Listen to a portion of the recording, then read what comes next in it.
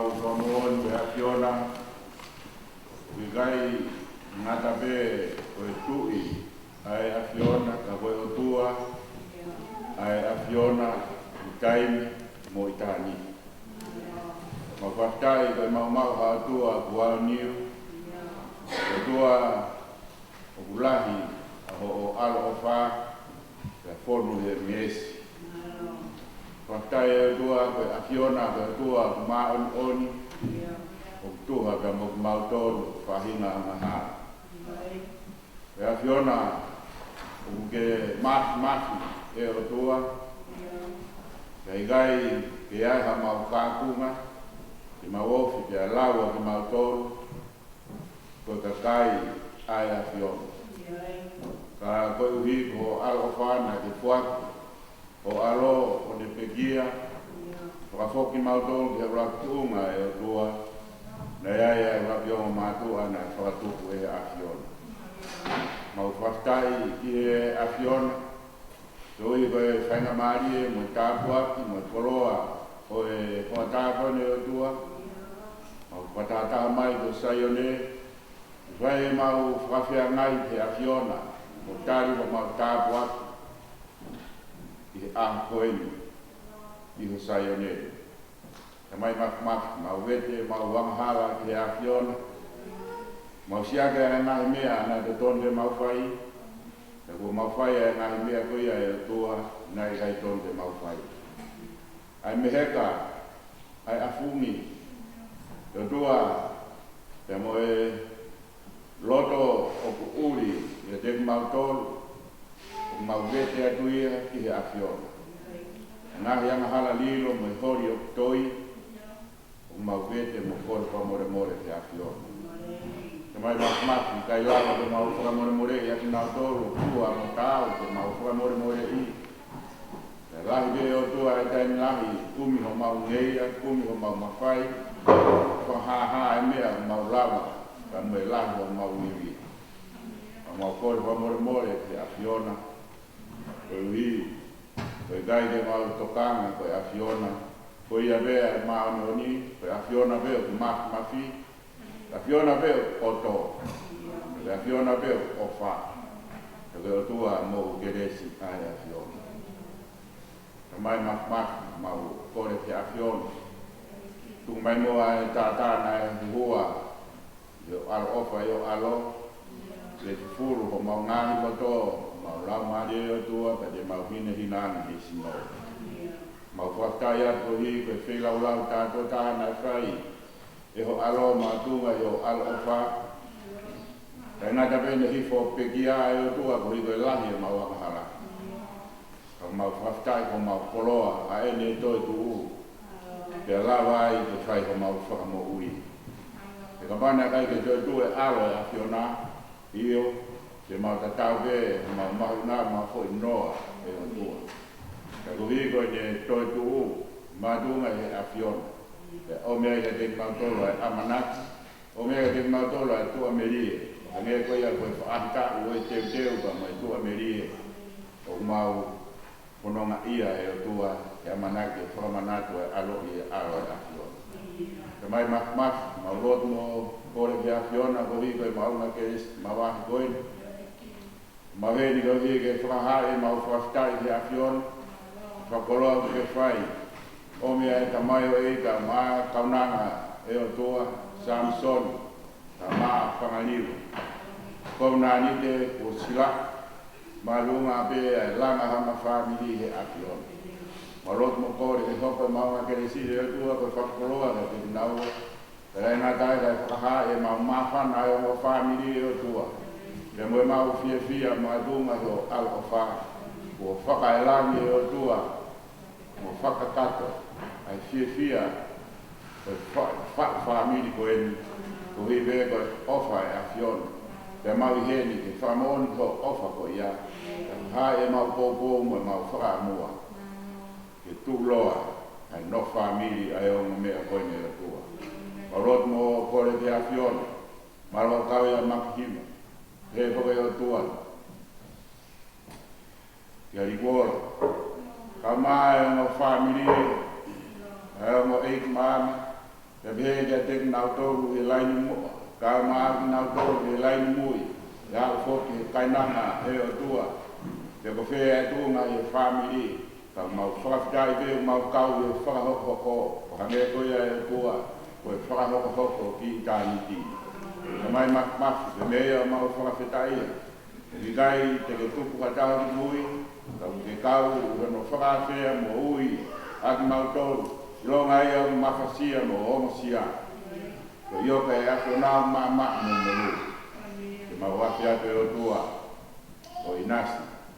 Io ke koe ia, whaia ho mau whanonga, pa whaia ho mau whawhia mai. Mau kuroro e o tua, i he whataa koin, hoa ke mau mo ui, i he awhiona, whataa pa me ngā whatongia o e koe ni.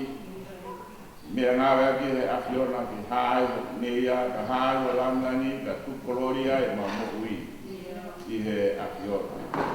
Hoa ke atu mau tori he, koe ni, waka ala ka sisu karaisko mau koe mo ui, e mea.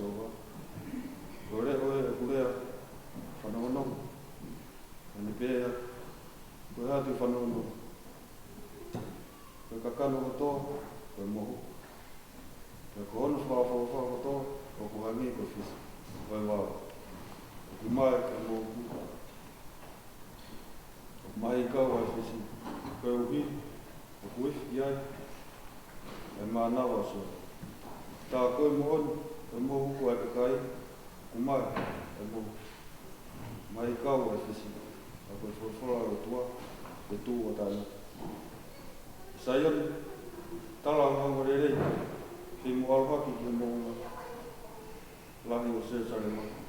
Tala o rere. Aia te hore hoki la. Aia te pe. Oua te mana wahe. Tala ki hai kolo sita.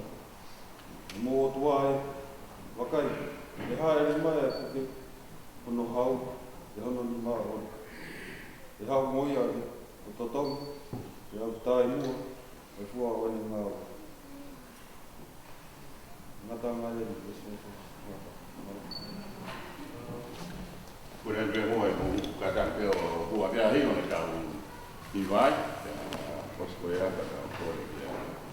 Ona iwo te ni rao e kau so i ka ko. A pia hino te kua hi. Kawa i vai ngai. Ke ka ko tan dia mai ka la. Pena ma di ko ni. Ata pe pe ke sna ka ko atu.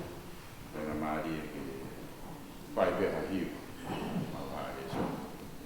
Kosko e ata ka la.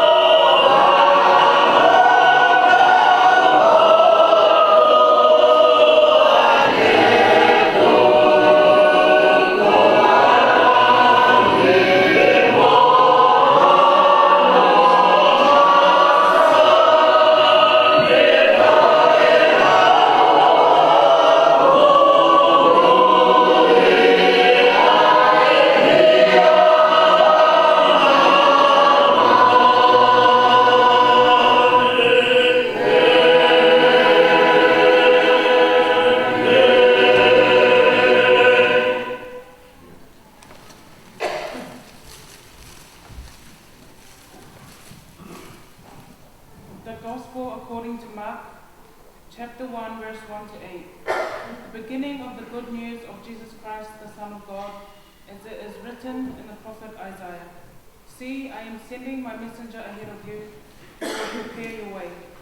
The voice of one crying out in the wilderness, prepare the way of the Lord, make his path straight. John the Baptizer appeared in the wilderness, proclaiming a baptism of repentance for the forgiveness of sins. And people from the whole Judean countryside and all the people of Jerusalem were going up to him and were baptized by him in the river Jordan, confessing your sins. Now John was clothed with camel's hair, with a leather belt around his waist, and he ate locusts and wild honey. He proclaimed, "The one who is more powerful than I is coming after me. I am not worthy to stoop down and untie the thong of his sandals. I have baptized you with water, but he will baptize you with the Holy Spirit." Amen.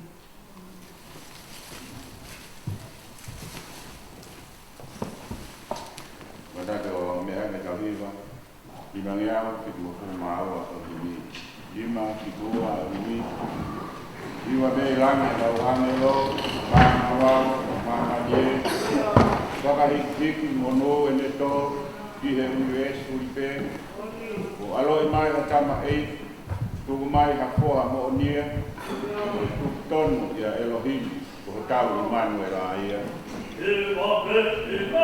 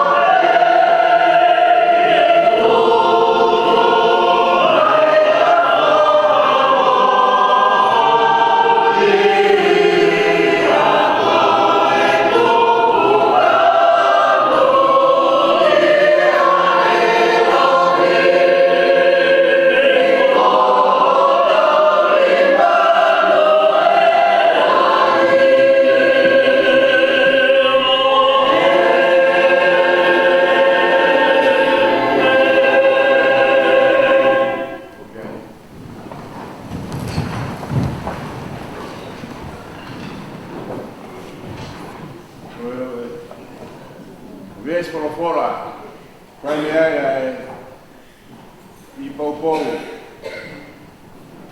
o e maunga keresili pāia tohi parofita ko Aisea whanoa ves hiwa ki e tahataha. E saione tala maunga lele kei mo alu hake ki he mounga lahi e Jerusalema tala maunga lele ai aku hole o te lahi ai aku pe o te ke mana wahe tala ki ngai kolo siuta o mo tua e wakai haere mai ai ato nai si hoa o e mas ke e puke hono hau e hono nima o ona e hao moia hono totongi pe a kai mua ai fua e ni ngawe tene fafanga e ni takanga o hangeha tausipi pe dene faluku e ne whangalami i hono kona o fua i hono whatwhata ko e tautama e ne tapitaki maari. Ko whadapu ki he awhio e autua i hono tempare. Whadapu ki he haueita. Whadapu atu ki a makiwa ka ma i kuola. Le motor ha mataku le. Wada puat ya te motor ai ngahi kupu e mama o e tau mo me amale ni Samson ta ma ngali. Ye foki ai wada ya te motor ai na kana ofu na kauna me ya mo motor mo lava mai. E tau dia di lot wa ta ni lot mo saka me di ko ya wa ko no wa o ke le kona ta nei ke ko more ki le ka pure o yo ko to mare ma una kirese la ko no wa e tai mi ka me na saka me ni ti ya me mai de pe ni ke tai mai de ko ni ke to mi mai ya tu pa pe ke ka ta ke si ro ta la ni ro ho ki ai o ku pai e tala maua ki he korismua ia ila isa lotika mama na kamuman o korismu yo tala moa kaneo mo ia ika ia hata ne puke fia aku ia Samson pangaliro. Sometimes you have to break the rules to prove a point. Dia dan kahai ke mau ki lao uga hina ia ke hawe ke tai to ka la ka ko ina ke ke ma ke fa mo ni ai ma ina wa me ko am ki ko ma fa ya ma hen ko to e o akwa ta mo nu ke te ko e Samson ya ke he ya pangari man i he pa fami fo o mo fa ka to ya ilo mo lava mai i tau kau ngā inasi he mau ngā kereso o e ho atako e. Ka mau kok nai whai ha maranga pe ko ha o wau kakato nā tau whakakato pe i hen pe ko mai a mono. Koe hui o ku tau whai pe ai ko kai te polo kalama ko ia a wāhena ngā ue tau me wai whonua. Tau whai kakato pe, tau whai tau whai to me hen wangi ko lau pe ko me a ko i a me a koe lono. Kau vai tau lot ka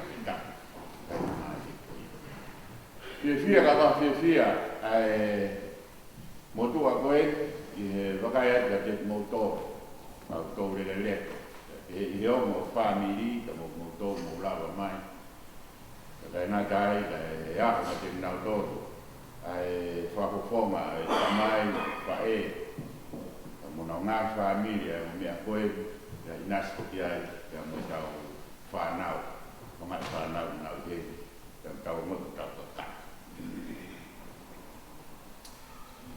Kai pia whainga ke whaiha ki pou nong i he hoatani, o whikau atu, ya mo whorofora o tau inasi. Mau heni nge ke whahae mau fia me mau mawhanau, mau pou, kia te koe Samsoni pe mo whanga ilo man. Ka he taita tau u kai ke mau whakaam ke more ai uho, pe koe erito i mea mau inga o e anko e ni, koe tau whawhetai he otua. Koe uhi, koe ne whakakatu, a hau mo whakawhangi. Pea i gai na ngā tai, ka koe whainga maari e, ke tau whakataha mai ki heni, o lot whakataha, tau hiwa whakataha, hiri ko ni ke tau o ki he te pire he, o ke inanga whakataha. Mea kotoa pe, tau whakataha taha mai, koe lau maari e, koe whakataha taha mai ko ia. Koe whioko, fie fia, ka me whioko, whakawhetaha. Ke koe fellowship ma ke, uhanga, e whorofola a whakamanatu mai te te tau. Koe ki whakaukau, whamaunga ki ai, haki i poupou o e whataa koen, o kune e he mai. Sewani talamofua. Sewani talamofua. Koe tutuni koe ia na e o pā mai koe he tau tohi, a hau ni fōng tau whafika i ai, ai aho. Koe whanoftu i koe ia o tupou roa ki, ai ia na e whakahau koe ia a whā Disema, tawar whāni mai. Ia maha ro mau pe a whā Disema tāma toa pe, mo mana kui. Hoko mo mari fe unga tonu. Pea mo aha ko ia. Hoko pe he whalaite, whamanatu tau ni a whā. Whai mo mari aniak, a honi enu tau heni, whai me tau lo. Sai mo fua whamanatu ko mo heni wesi i ke tau i ka. He ko hi, koe ne lava pe aho maroro a tonga i aho whā, te hoko mo aho. Ai o tau manatu pe, te moho i te. I e aho ko ia ono ni ma, iri e hori te i a tonga. Ko whamananda ku, o te mo hori te. Eni wesuri, koe hori te. Kia mo oa te mo manatu ia te tako. Ka waru tau whitu, watataha e tautahi, piwati hapai mo wawa, ke nau talafu o ki tonga lahi api te tae loto e kau nuku, ka whie mao te o whakaau. Ia ko mea rewa nai tala, e he hau ki he tautahi. Mowo, ka kono tūtuni e, tak ke maa. O kuhinga ia, whakaau e kau nuku, ke au. Pea nai whakaau harewa ki nau tōru mehe vai, o au he pepe. Pea nai ai e tohea. Ia e ni nai tohea. Kau e mau whangakui, i he toe koe mea. Pea hako mau toko laki. Whakaki nā toko mau toko laki. Whakapāhi rā toko mau toko laki. Ka ne koe au. Pea koe, ia e rewa toko taha he whāmiri. Ka pau kou whanau he nea tangata ei o lātū whot, i roa pe o lātū suka. Ia kono o whiwhina kui ko an, ko himoa whiwhina ko ia ko an tawa mea kovi. Ko an tawa mea kovi i pangā.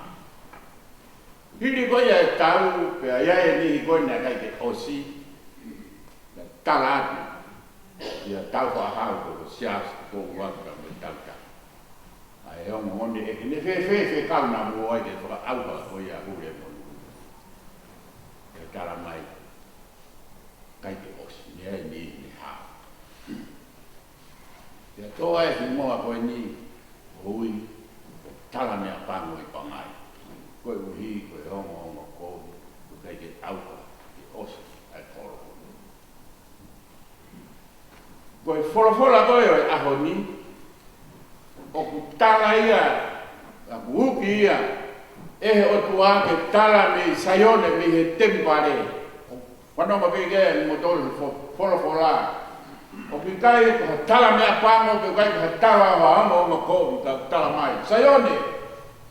Tala mo lele. Fei mo al pake di mo nga. Jerusalema.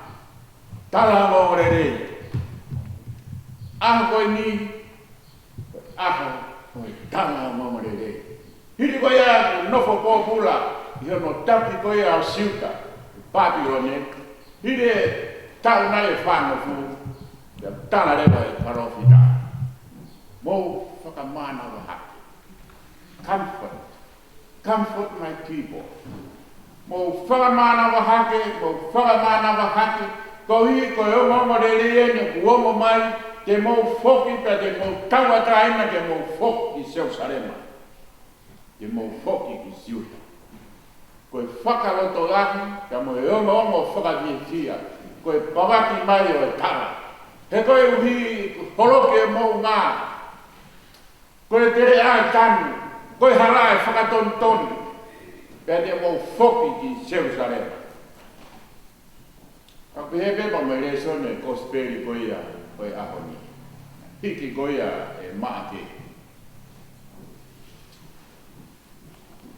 Kosperi koe re sone koe ni kosperi maake. O keheia me he ngahi kosperi koe sio whakataha, mātiu maake luke. Ka wade rau he kuhanga e maake ia o whatu ai ne kosperi o tokanga ai tawhaaki ki he moui whakasewa niki wa tau eiki koe o sisu karaisi. Ai aku taku koe whanau tama a tangata. Kai ke whakamama whai mai koe alo rotua. Ka koe whanau tama a tangata. Ka mne taku rewa a sisu koe ia koe sewani. Ka koe koe sewani ta sisu, o kai kera hana ho hoko o nei asi he tohi maa ke. Ka tau ia mo tau tolu. Kai kera ha tau tolu, ha ho hoko ki tau tolu, ka kau tuka ki tau tolu. Sai via mo tolu kona ho eki. Koe ai ha tokonga, ki tala noa mo kaina haa mua tora. Tala mai nau tō. Nea mau konga ka mo e tūi, tūkana mo tō koi tonga. Ako tūkana kai mo niha mo tō lana kia mo konga. Kai mahino ko mo tō luka ka kai mahu inga ki mo tō o ku tauni ai ho hoko ko ia, o ngahi whāmiri, o whare ko ia e tūi o ku mahu inga. He o ku ho hoko, o ku tauni o hoko. Ia maake, ko hiko sisu ko sewani, hoi ko sisu ko hane pe ha kainanga e whanua. Hoi ko sisu ka tau pea mo tau, ko kainanga e whanua. Koe e mau ina e te hiki ha o hoko. He koe kia ha konga eiti o siwani. E toi mātiu ku hiki o hoko ko ona. Hoi na whakatau mua ia ke kau siu. O ku hiki o hoko ia sisu. Tamata mea sisu o whai haki. Aru pea mo ngata. Mea e palahame. He koe uhi ko e palahame koe tamai ia. Ai ka kai siu. Te alewa ho he whama mawhai ai konga siu ia koe o sisu ia mati. Ka kune uia Israeli te nau whoki ia sisu. Kai he tohi luke, koe kosperi pea ko hi ko luke lai kai koe toko taha siu. Kanane hike kosperi koe ni, o kai whakatau mua ia te siu, pe kai whakatau mua ia. Ka tēn nau tolu haa maalunga, ngana i whakatau mua, ai kosperi koe a luke, ki he toko taha kotoa pe, for everyone.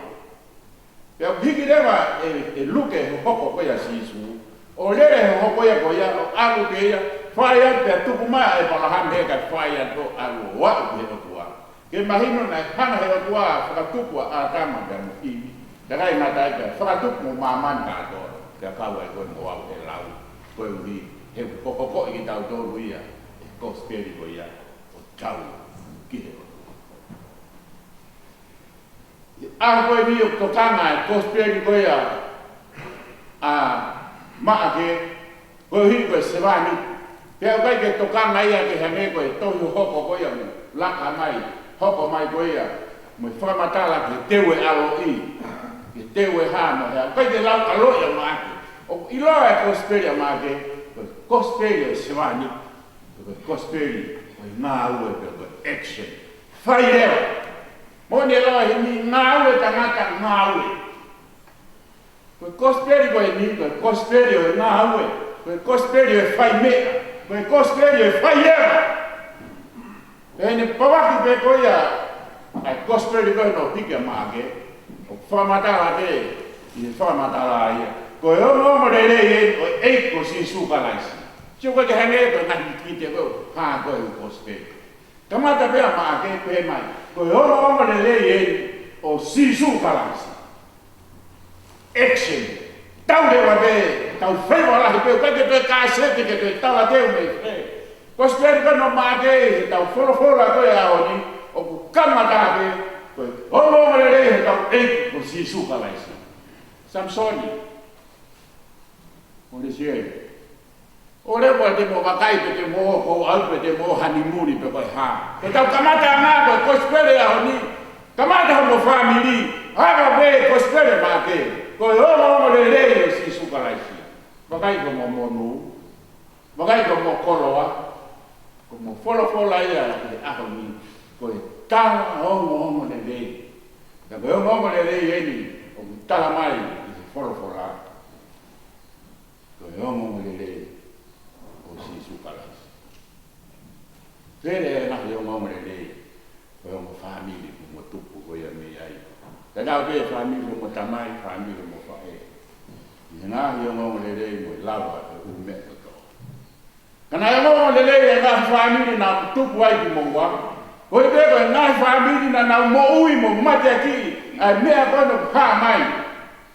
I e whorohora. Koe ongo le o si sukalaisi. Koe koloa ia, ka mai whakahino o me wholofola e le. Mo manatu ke lau koe. Aura koe koe spiri, hoko rewa ke St. Baptist, ai whanata. Tara, koe tō taha ene kalanga i he toa wha, e asima koe ai whamatala, asima St. Baptist o whamatala. Ne hanga o whakatoka rerei ai mea koto. Ko homo whatongia, e rerei e homo api mo eana pe homo nofo, tokana ki mea kone whai St. Baptist. Ka vei hamo unga, ka kuwhie maalunga hataha, rea atu, soni kia liro, i tuku hifo. Holoke mo ngā mege wholofola e aho ni. Ka pau ki e tau ngai atu liro a son. O ku kehe a ene me a tāra ki ai. Manatu na e rea St. Baptist.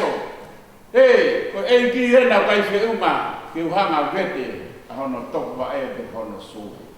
Whana ki ai. Ko e whatonia ka mai wholofola ngai aho ni. Ko hono nau mono koloa. Koe whana me, koe tala, koe ongo le le. I ene e tolong, e kai ngatai, kai whakaako ofa, homea.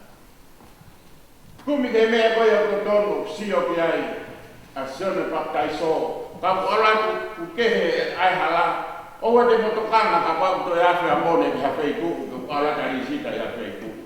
Rea! Pakatonu tonu ai hala. Koe ana ia, koe ana e tau nofo. O kulea, o tokang, o mamahi, ai whaka. Maa o koe a whaka. Usai whakarisita kai te kāko, mahi ni whakarisita o hangai tōru pe anu māko. O kai te hui mai nike te he to kua, o ua ahi horo a mōre. Ana dasi dina na mana. Ko koloa ia te pai ai to wa me ki. Ko ta ko yo mo le dei. Ko kai ko yo mo le dei ke ka ko yo mo le dei me mo uma me sayoni. Ko yo mo le dei me ser farema. Ko yo mo le dei o si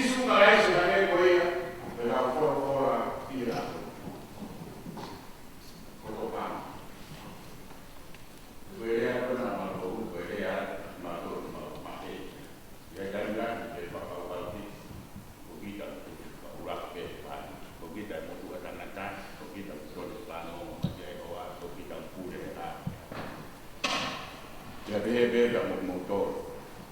Wera mai na hoa o ni na kwa kuna pela mai ko kuna tol ma ko tanga ta ko pa ko ma be mu ka kuna tol ya pu le mai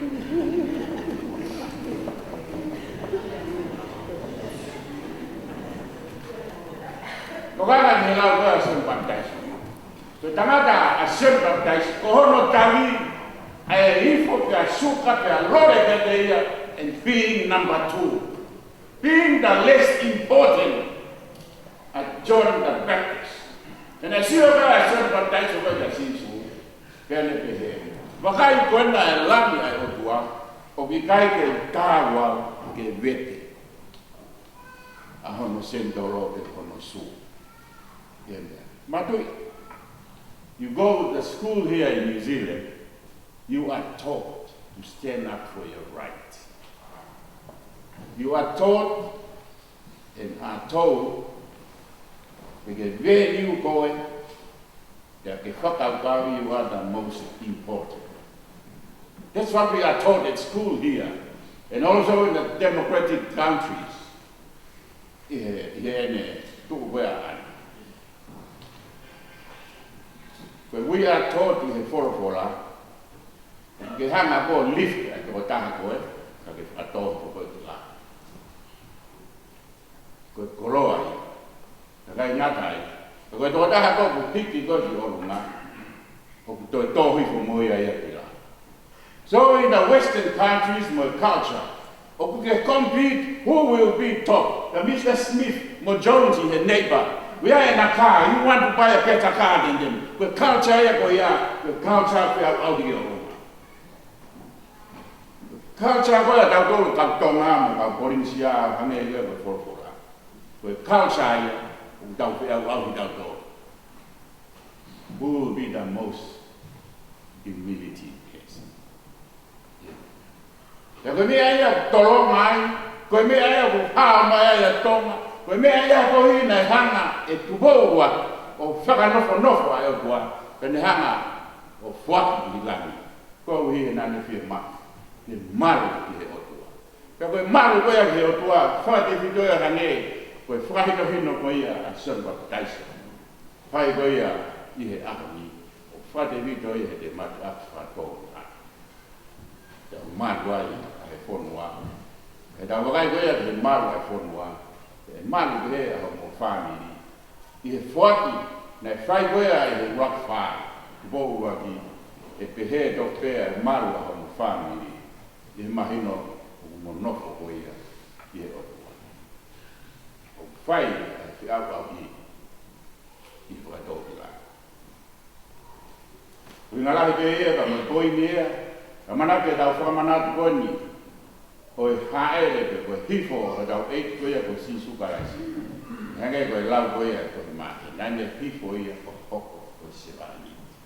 Lau mahali ea e kospega mahi, kospega ko lau sewani, koe kospega ko lau, koe tamayo e koe kaunam, koe kosperi ngāue.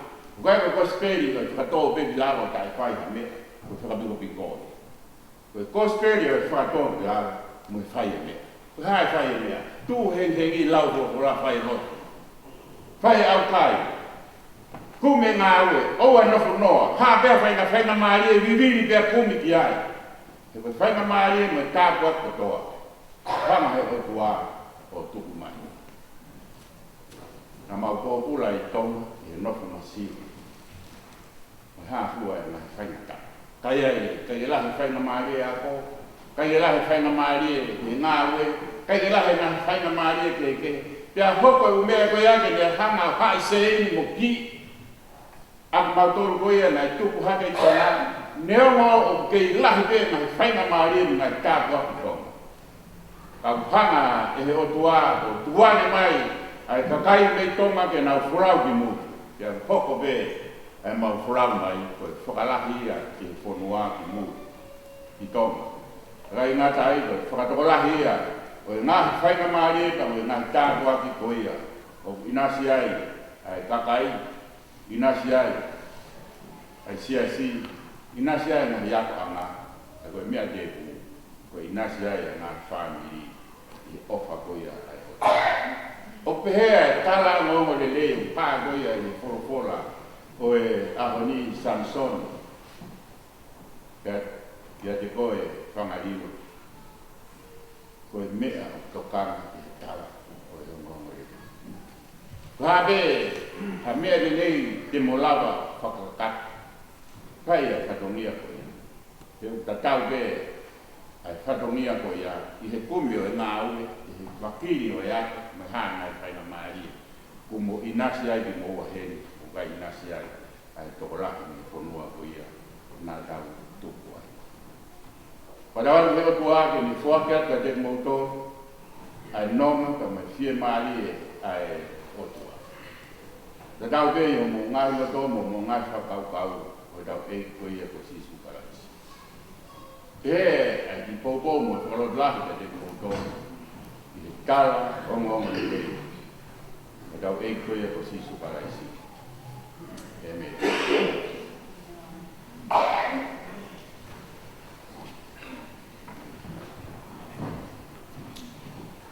Tanto me ha que tau hiwa. Ono mea whāna pu mātaha e hini. Ono whātaha o himi. E hiwa e ho sana e oka ai kua. Wau sia he ahoni ai tala au whamua. U puoroa e tatali ne hanete ka ikai. Ai whakaaini he taini. Ko topa beki ai. Hiwa haleluia. Hiwa e ho sana. Ko aloia si isu te koro te vitasa.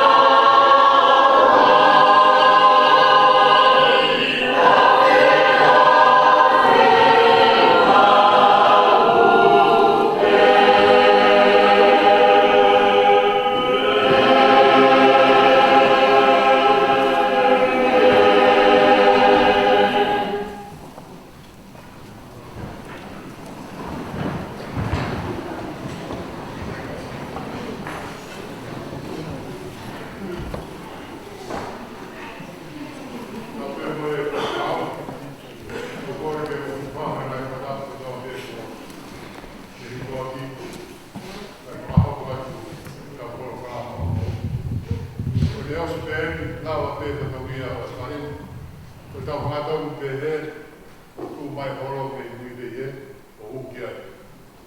Ko te tau teo a whitu. O te holo o katoe te te programa. O holo.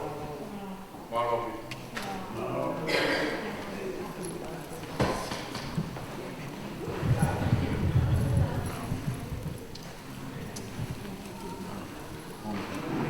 Kita muta.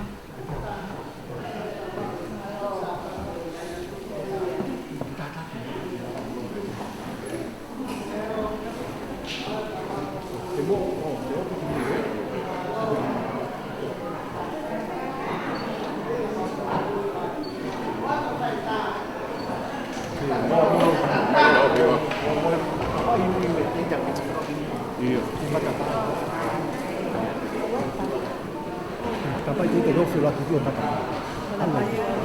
Sai.